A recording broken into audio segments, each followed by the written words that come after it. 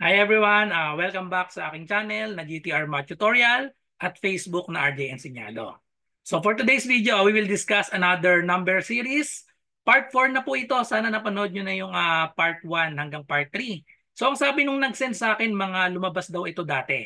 So mga pinagsama-sama, yung iba mga matatagal ng lumabas na exam and then yung iba siguro mga previous lang. So ang makakapagpatunay nito ay yung mga nag-take lang ng civil service. So, ayan. So, tapos, bago tayo mag-start, ayan, try nyo sagutan kahit wala pang choices. And then, bago tayo mag-start, invite ko kayo sa aking civil service exam review para sa mga magte-take ngayong August. Okay? So, yung sa March kasi ay puno na yung GC ko. Okay, so meron akong panibagong GC para sa August 2024. Meron akong review, nagkakandak ako ng review. So, para sa numerical and logical reasoning, meron tayong 50 pesos na bayad lang for the first 500 and then after nun ang regular rate na is 100. Okay, so every Monday po ng June at July ang session natin, 6 p.m. to 8 p.m. Total of 9 sessions po yan. So kapag dinivide niyo yung 50 pesos niyo sa 9 sessions ay mga 5 point something lang yan. Okay, so start tayo from basic to complicated math problems. Every sessions are recorded para pag hindi kayo naka-attend. May Google Forms practice test din tayo and then meron tayong GC at exclusive na FB group. So ang ituturo ko lang po ay numerical reasoning and logical reasoning pero pwede po tayong magpalitan ng mga reviewer para sa ibang categories kagaya ng mga English, general info, and so on. Okay, so reserve na po kayo ng slot hanggang 500 lang po itong 50 pesos natin. Okay? So, start na po tayo. Sasagutan natin ang 10 items natin na number series. Okay, so number 1, we have 3, naging 0, then negative 3, and then blank, then negative 9. So kung mapapansin natin yung number natin, decreasing lang. Nagsimula positive 3, naging 0, naging negative 3, then blank, tas negative 9. Okay, so pang warm up lang tong una natin. Napakasimple kasi yung sinasubtract natin dito ay constant kasi. Okay, so ito ang pinakamadaling number series kapag arithmetic sequence. So 3 naging 0, so we have subtract lang tayo ng 3. Then 0 naging negative 3, subtract lang din ng 3. So mapapansin nyo, dalawang negative 3 na yan. So malamang ito, negative 3 din ito. Magiging ang sagot ay negative 3 minus 3, negative 6, and then subtract ulit ng 3, negative 6 minus 3, we have negative 9. So therefore, ang hinahanap natin ay negative 6, which is letter D. Okay? So next number 2. So we have 5, naging 5, 10, naging 40. So tingnan nyo, increasing. We have 5, naging 5. So wala palang increase dito. Tapos naging 10, naging 40. So kung mapapansin nyo, yung previous niya ay laging divisible. Or ibig sabihin, minumultiply ang pattern nito. Kasi pag nakakita kayo ng same number, ibig sabihin lang yan, nag-plus ng 0 or nag-multiply ng 1. So malamang ang pattern nito ay times 1. Okay? Tapos 5 naging 10. So divisible din yung 10 sa 2. So 5 naging 10, so that is times 2. Tapos yung 10 naging 40. So saan minultiply yung 10 naging 40? Times 4. So ibig sabihin, yung minumultiply natin dumadagdag. 1, then naging 2, naging 4. So nadodoble lang. 1 times 2, and then we have times 4. Ang susunod natin ay times 8 dapat. So 40 times 8, that is equal to 320. So the correct answer is letter C, 320. So paano natin nakuha ito? 1, 2, 4, 8. Minumultiply lang natin ito. So yung minumultiply natin, so may pattern pa tayo dyan na nagmumultiply din tayo ng 2. So dalawa yung pattern natin. So yung 1 times 2, ayan, 2. And then 2 times 2, we have 4. 4 times 2 is 8. Kung meron pang isa, 16 na yung kasunod. Okay, so next, number 3. So for number 3, we have 1, 2, 2, 5, 10, and then blank. Medyo mahirap makita yung pattern na to sa umpisa. Kasi marami, no? So tapos pwede nating i-try alternate, pero parang hindi ubra yung alternate. 1 naging 2, tapos naging 10. Parang mahirap yung pattern nun. 1 plus 1 lang, tapos yung 2 naging 10 plus 8. Malayo yung pattern niya. Tapos 2, 5, ano yung susunod? So parang hindi alternating ito. Tapos naging dalawa kasi, naging dalawang 2, so pwedeng times 1 lang yan. Kaso pag kinuha naman natin ito, kung times 1 ito naman naging 1, naging 2, pwedeng plus 1. Parang malayo din sa ganitong pattern. 1 plus 1, 2, tas times 1, 2. So ito naman magiging plus 3. Plus 3 tapos ito naman magiging times 2. Pero pag ito yung pattern natin, parang naiiba, no? So alternate din. Tingnan nyo, plus 1, sumunod plus 3. So ang susunod dito, kapag ganyang pattern, plus 5. So pwede rin. Plus 1, plus 3, plus 5. Kaso 10 plus 5, 15, wala sa choices. So ibig sabihin, hindi ganito yung pattern, ulitin natin. So kapag ganyang na-try natin yung mga possible, hindi lumabas yung sa choices, yung sagot natin, ibig sabihin yan mali, try natin yung previous 3. Tingnan natin dito tayo magsimula kasi kung mapapansin nyo, we have 1, 2, 2, 5. Anong napansin natin dito sa pang-apat natin na 5? Di ba inad ito? So we have 1 plus 2 plus 2, that is equal to 5. Yun, parang may pattern. Yung previous 3, ang sagot, yung pang-apat, 5. Tapos itong 10, paano naman nakuha itong 10? Para makuha itong 10, inad naman yung previous na 5. So yung previous na 5, na 4 pala, na 4 numbers, 1 plus 2 plus 2 plus 5 equal siya sa 10. So ibig sabihin pala, ang ginagawa ay ina-add lang pala lahat. So ibig sabihin, itong pang-anim natin, i-add natin lahat ito. So pag in-add natin lahat ito, tingnan natin kung nasa choices. 1 plus 2 plus 2, that is 5. Plus 5, that is 10. Plus 10, that is equal to 20. So pag in-add natin lahat, yan, i-add natin lahat yan, equal siya sa 20. Tapos yung 20 ay nasa choices letter A. So therefore, yan ang magiging pattern natin. Nagsimula pala siya dito sa pang-apat. I-add lang lahat ng previous. So 20 ang sagot natin, letter A.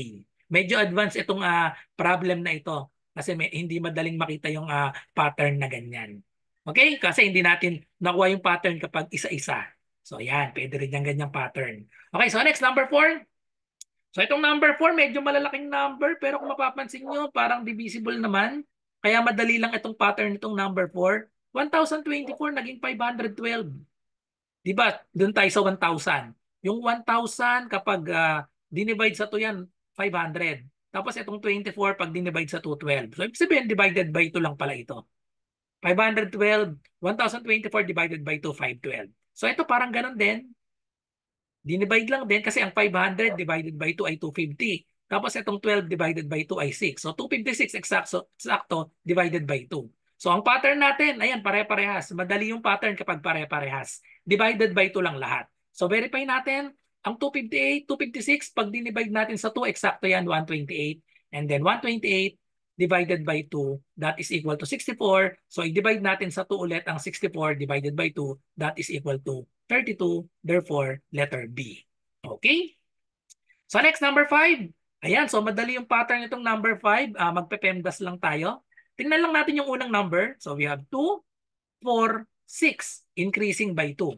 So 2, 4, 6. Ang susunod natin ay 8. So tingnan natin yung sign. Multiplication, division, multiplication. Division naman yung kasunod. Okay? And then tingnan natin yung number. We have 1, 1, 1. So lahat pala ay 1. So 1 ito. Tapos tingin ulit tayo sa sign. Division, multiplication, division, so multiplication naman. And then yung last number, ayun, lahat ay 2. So we have 2 and then 2, 2 din ito. So ito na yung magiging sagot natin pero evaluate natin. So PEMDAS 8 divided by 1 times 2. So left to right tayo pag nag-PEMDAS, unahin natin itong division. 8 divided by 1, that is 8. And then times 2, so therefore 8 times 2 is equal to 16. The correct answer is letter B, 16. Okay? So magkahalong operation at PEMDAS ang pattern natin. So next, number 6. Okay, number 6, dalawa lang ang pattern nito. Numerator at denominator lang to magkabukod. So tingnan natin yung unang numerator natin, 1. Dito sa sumunod, blank. So hindi pa natin alam. Tapos, meron naman siyang common. Itong pangatlo natin may 1 pa rin. Tapos plus 2x. Tapos itong pang-apat may 1 pa rin. Tapos plus 3x. O malinaw na. Ang pattern nag-add lang ng x. So yung una 1, wala pang x. Yung pangalawa dito, dapat ito ay magiging 1 plus x. Sumunod 1 plus 2x. Sumunod 1 plus 3x. So nag-add lang tayo, nag-add ng x. So therefore, mali na agad itong letter A hanggang letter C. Dalawa pa yung pwedeng sagot natin, letter D at E. 1 plus x parehas ang numerator. Sa denominator naman tayo pumunta. Tingnan natin ang denominator. Yung plus 3 muna. So we have plus 3. blank dito. Then we have plus 5, plus 6.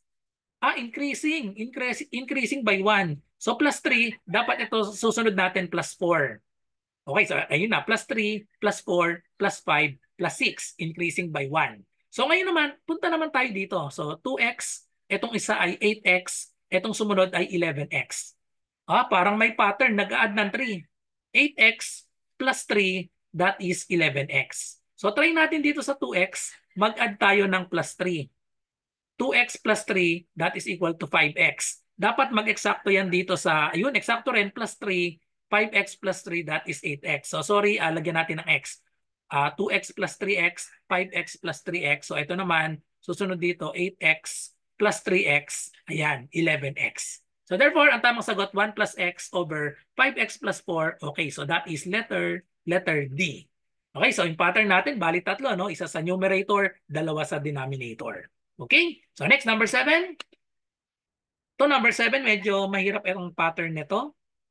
Kasi tingnan natin dito. Madali itong una. We have 10%, sumunod 20%, sumunod may blank, tapos 30%. Madali ng 40%. Madali nang makuha kasi yung missing 10, 20. So anong nawawala dito? Obvious na. Tsaka nasa choices natin, 30 lahat ang nasa choices. So therefore, ito ay 30, 30%, tas 40%, ang hahanapin na lang natin yung kasunod niya. Okay? So, madali sana ito kung 500 tapos naging 250. Dinivided by 2 lang. Kaso, yung 250 naman, yung sumunod na divided by 2, napapunta dito. Napapunta dito yung divided by 2. So, ibig sabihin, hindi divided by 2 ang pattern natin dito. Hindi divided by 2 ang pattern kasi tumalon eh. Divided by 2 sa una, tapos yung divided by 2 napapunta dito. So hindi yan yung pattern natin. So isip tayo ng ibang pattern natin para dito. So ang naisip kong pattern dito, etong una 500, that is 500 divided by 1 equals 500. Tapos itong 250, that is 500 divided by 2, that is equal to 250. Okay, so eksakto dito. So itong sumunod, 500 divided by 4, that is equal to 125. So may nawawala. Ang missing natin, dinidivide yung 500, sa 3 naman natin i-divide para makuha natin ito. So manual lang tayo, 500 divided by 3, hindi yan eksakto, magdagdag tayo ng 2 0.